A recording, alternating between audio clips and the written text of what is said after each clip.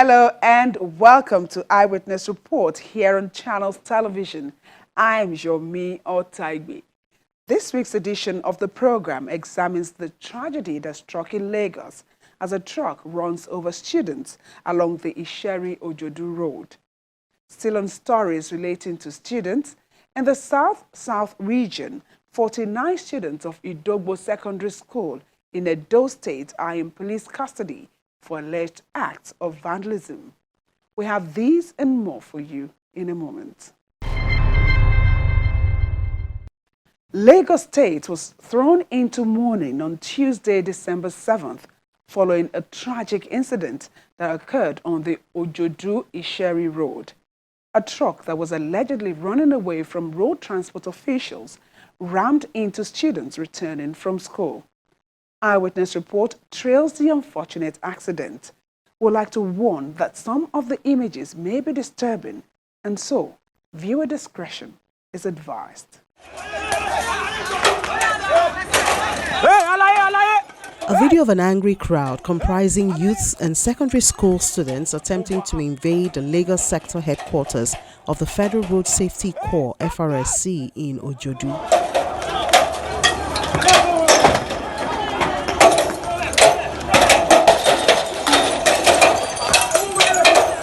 It's not going now.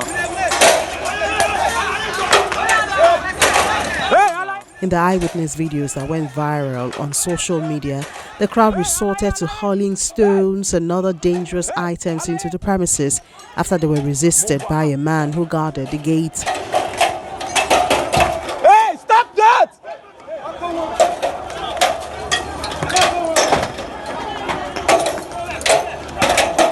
The invasion is one of the immediate reactions to an accident that occurred along the Ojodu-Isheri road. A truck driver, reportedly escaping from arrest, ran over a group of secondary school students who had just closed from school and were heading home.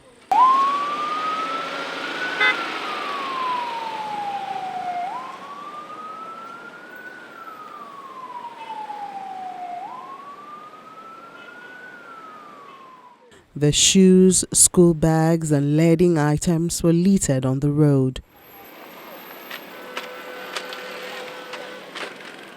Palm leaves were used to cover body parts of victims.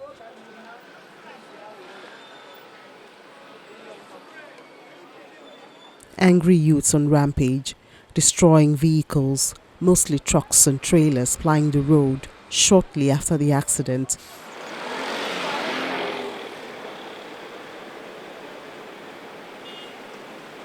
Properties belonging to the Federal Road Safety Corps and Vehicle Inspection Office were also attacked.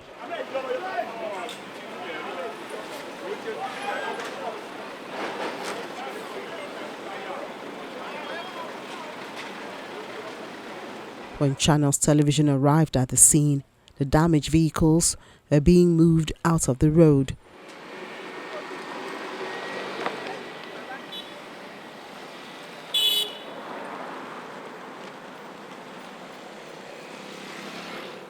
The incident grounded vehicular movement as motorists deserted the road and stranded commuters trekked long distances.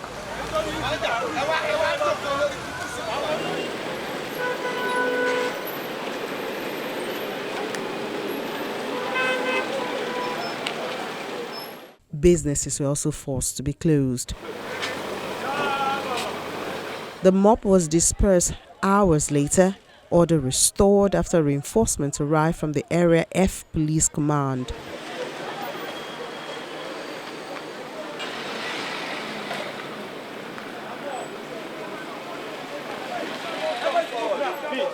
Leave the bus stop, go to another bus stop, please. Go. Please leave that place.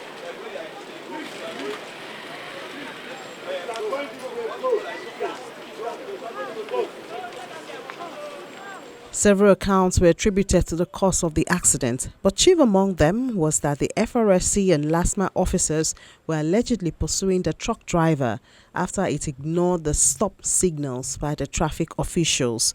The driver, however, lost control of the truck in the process of escaping. any car anyhow.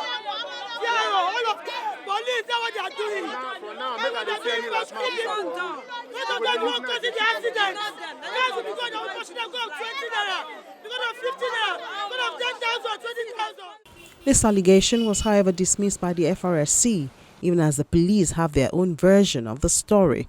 The trailer lost control, so it ran into some students. So now it's sketch. It happened just about 30 minutes ago. But with students now, normally with their normal reaction, now they want to go to the station now to attack the station. But only because we arrested the driver. The driver was on the run. He was pursued, now we arrested the driver.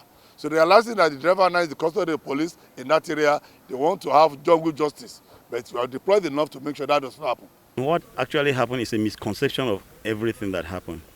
There's a likelihood that passerby, seeing our people doing rescue, now continue to pass that fake news that it was road safety that caused the crash.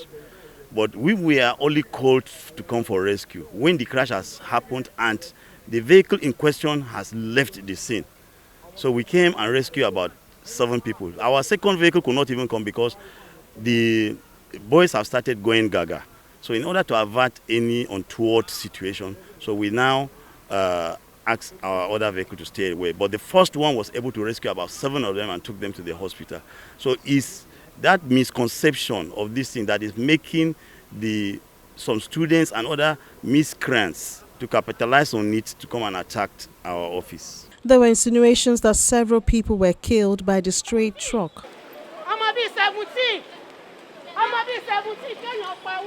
But the police put casualty figures as 2 dead and 12 injured. The incident evoked different moods and emotions, the teary eyes and frayed nerves.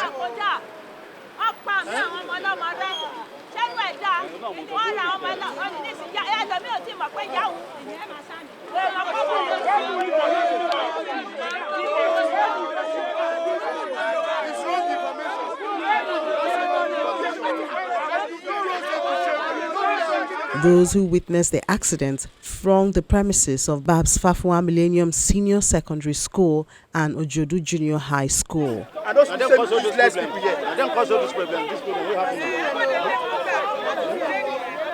Some children that have died now because of I'm looking for my daughter. I've not seen her. I don't know whether it's among of the dead ones or among of the ones hospitalized. That is my own concern. It's my cousin now. She's the one that even come and meet me in my shop because our shop is very close to each other.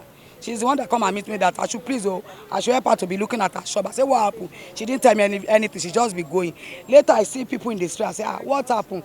I say, there is accident at the grammar school that 15 children have died. This and that. I say, I just pick bike. When I'm coming, all these students here, they are holding, is it not knife or what? Pursuing one of the trailer man. They said that they want to kill him, something like that. I said, so before I now come and meet my cousin, we now trek from here down to Omole because my mother is coming from Ojodu. And I call her that, please, grandma, don't come down at the grammar school because that place is rough now. So before we get to that place, from this borderland, it's like this borderland, all the towers that is here, they are throwing, what they call it, stone and bottle to the police people. And the police people are throwing, what they call it, tear gas, and they are shooting gun. The police people, please, they should find something to do about it. Please, the government should find something. And what I'm hearing is that the road safety, they are the one that caused all this. What I'm hearing, because I didn't see it, that is what I'm hearing. So that is what happened. Up to now, we have not seen it. The chairman of Ojodu Local Council Development Area, the school management, and a senior police officer met with parents who were desperate for information about their children. I heard someone ejected from classes. I know someone at St. Timothy's, Ubelamade. I don't want to give any false information for now. Like I said, about 3 versions to the work. What we are hearing on the street is not what I've been hearing. There are 2 different stories. There's a lot of exaggeration going on. So I employ the parents and I will go around now in less than an hour. We'll get the fact of who are enjoying. Despite safety assurance by the police, the FRSC office main entrance remained locked. The the following day as rampaging youth attempted to gain access again into the premises.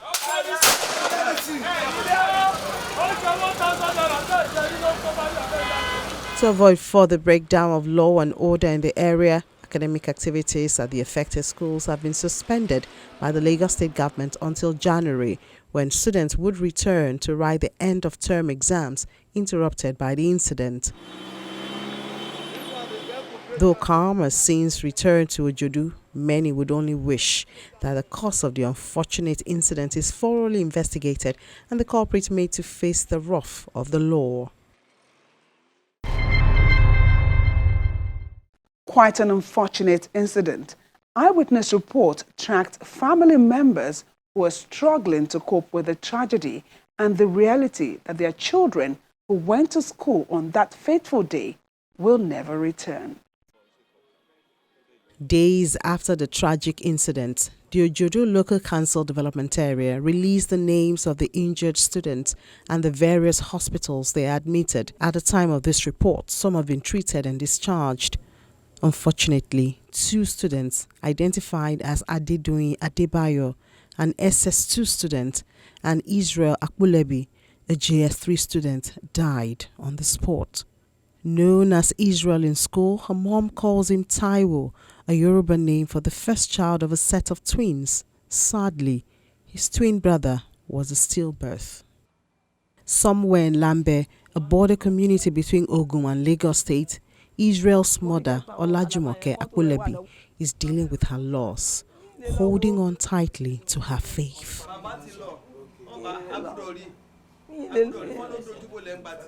Irreplaceable, she says Taiwo was her hope after all she's been through. The boy is very, very kind. He loves me. If I say I have a headache, the boy know how to find solution for me. If I call Bobot, he go say, "Mommy, let me see your head. Let me go and fetch water. Let me go and call mommy nurse. Let me." In fact, he's very, very caring. He's lovely boy in every aspect. If I close eyes like this, Bobot, if I call Bobot will answer me. 15. Mommy, what up? Can I help you? That is it. Oh. He said he will buy motor for me. He go bid for house for me this life. He go carry me to America. Mommy, cool down. I will be a child for you. I say, Boboti, I don't have anybody. I don't have a husband. I will represent my daddy. The second victim, Adedoyin, is her parents' only child. At the Adebayo's residence in Sabo area of Lagos, one could sense moments of profound grief just from the doorstep. The living room is filled with family members, neighbors, and friends on condolence visit.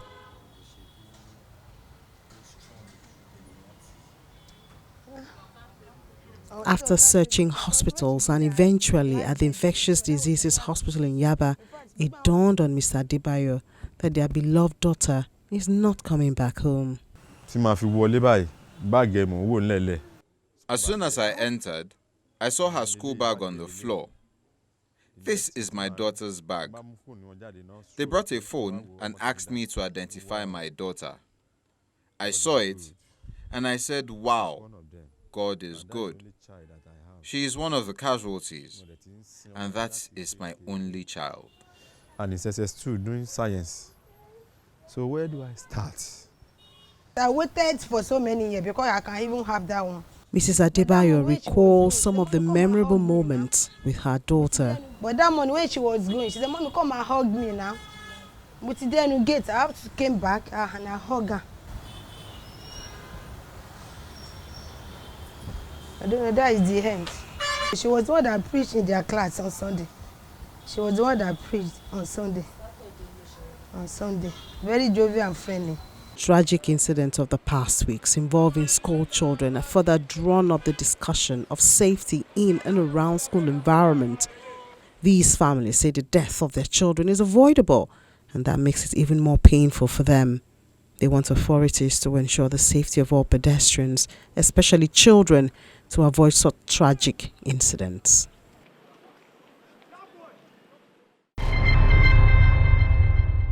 May the souls of these innocent children rest in peace. More stories from Edo and Taraba states after the break. Please stay with us. Welcome back.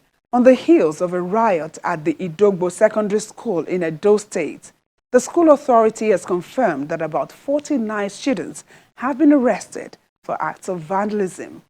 Besides allegedly assaulting their principal and teachers, the students are said to have destroyed property, while one of the policemen attached to the school was also attacked.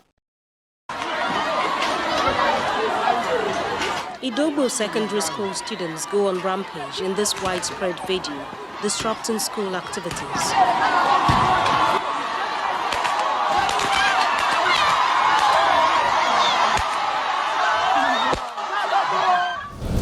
Days after the occurrence, the destruction is still very evident.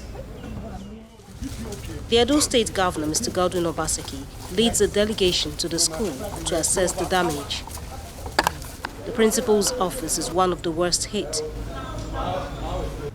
Mr. Osaitin gives his account of the incident. I was alerted that they were throwing us a knockout into classes by strange people. I quickly rushed to that. They came through the back where we have the moat. I quickly rushed to them. They were more than 20. I accosted them. They told me they were here to adopt some of our students or beat them up, that they have offended them. So stylishly, I had to run for my safety, quickly put a call across to the DPO. The DPO also have to send for the assistance of the state. So the state came to our rescue. They went round. To our greater surprise, we saw them marching some students and non-students out, numbering 49. The Edo State government says it has mapped out plans to deal with the issues and prevent a recurrence in other schools. We are going to revisit our policy for admission. We need to now use this as an impetus for us to decongest our schools. Government has zero tolerance for this kind of unruly behavior. It is not acceptable. There was no reason for this. And we are trying to train and mold good citizens of Edo State and of Nigeria at large. And so we are not going to stand for this kind of behavior. The parents, the students are going to be held accountable for this. The Edo State government says it will investigate the cause of this rebellion from Idogbo Secondary School students and ensure that those found culpable will face adequate punishment. Over to Adamawa State, the Northeast Development Commission recently inaugurated one of the 3 bridges destroyed during the war against Boko Haram. The reconstruction brings great relief to residents who have gone through harrowing experience in commuting. The negative impact of the Boko Haram insurgency on Adamawa State was huge, as it left death and destruction in its wake. After the Diljum Bridge was blown up in 2014, commuters from the far northern axis have relied on a makeshift military bridge constructed to connect Michika and Madagali axes.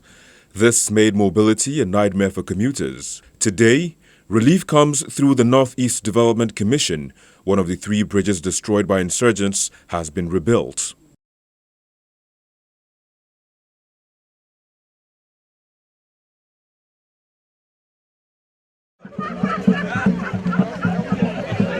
Accompanied by officials of the Northeast Development Commission, the Deputy Governor of Adamawa State arrives to a rousing welcome from residents to commission the reconstructed Diljum Bridge in Michika.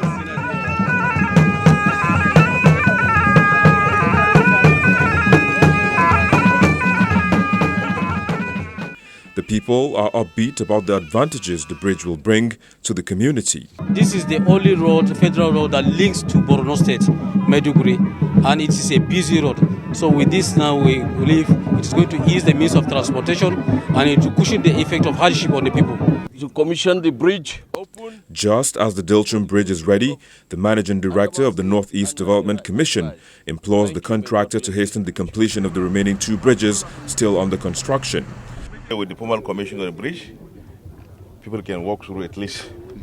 That way it will ease the problem with the motorists at least for a while before the road is being completed. And we hope that the contractor will also hasten to finish the other 2 roads, the other 2 bridges. Now the former excuse was that there's rain. I think rain has stopped now, virtually. So we hope that the other 2 roads bridges will be completed before the year runs out, so that by New Year we can have the 3 bridges up and running. So at least people around this area will be happy to have at least 3 bridges forever.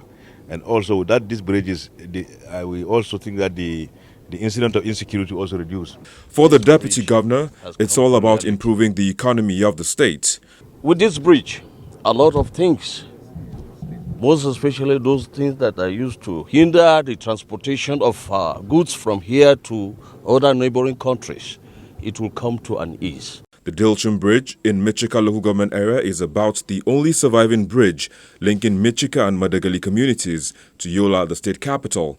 Undoubtedly, the reconstruction of this bridge will improve the quality of lives in the area. The Northeast Development Commission also extends its intervention program in Duwari community in Yola South local government area. This groundbreaking for the construction of 500 houses. The aim is to ameliorate the desperate situation of displaced communities in the state. The managing director of the Northeast Development Commission, Mohammed Al-Khali, gives reasons for embarking on the housing projects, just as a federal lawmaker commends the gesture. We in the Parliament have resolved to provide all the necessary legislative and budgetary backing that will enable the Commission achieve its mandate and objectives. The stock of houses in the Northeast states before the insurgency was about 4 million, out of which over 500,000 structures, houses and commercial premises were destroyed or damaged. Even before the insurgency, there was housing deficit in all the states of the zone. Therefore, the insurgency only further aggravated the situation. The Commission earlier requested for and received approval from His Excellency, the Governor of Adamawa State, the allocation of plots of land for the mass housing as follows: 250 houses in this location, and the balance of 250 houses to be spread among other cities in the state. Governor Ahmadu Fintiri and other officials of the Northeast Development Commission also performed the commissioning of a newly constructed burn center at the Federal Medical Center in Yola, as well as truck foods and non-food items donation to the Adamawa State government by the Northeast Development Commission to cushion the effects of food crisis in the state.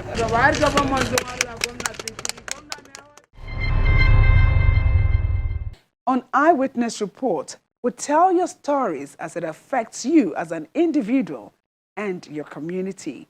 You can be our reporter by sending pictures and videos you've recorded about activities in your area. The portal is available on the Channels TV app, and you can download it from the various app stores online.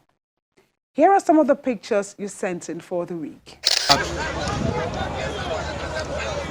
We begin this segment of the program with this video showing a heavy-duty vehicle occupying a section of the Asaba-Onitsha Expressway. Angry tanker drivers blocked the road around Koka junction of the dual carriageway. Our eyewitness reported that the aggrieved tanker drivers were protesting after a policeman allegedly shot at the tires of one of the fully loaded tankers because the driver refused to heed the policeman's demand for inducement. The situation left commuters and motorists stranded for hours.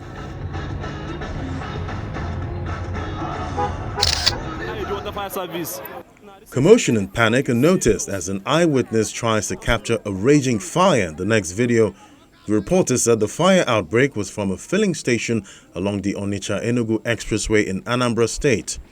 The fire, which injured several people, was reportedly caused by an explosion after a tanker laden with petroleum product caught fire inside the filling station. See the kind of fire we're burning here right now. People don't injure. Finally, in this segment, is a scene of commotion as some students of the Taraba State University try to rescue their colleagues trapped in a fire that gutted one of the female hostels. The Eyewitness reported that a 100-level student who was asleep when the fire started allegedly died from inhaling the smoke.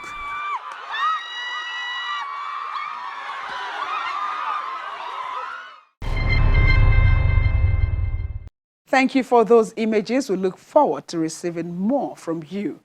That's where we draw the curtain on this edition of the program. Thank you so much for watching. I'm Yomi Otaigbe.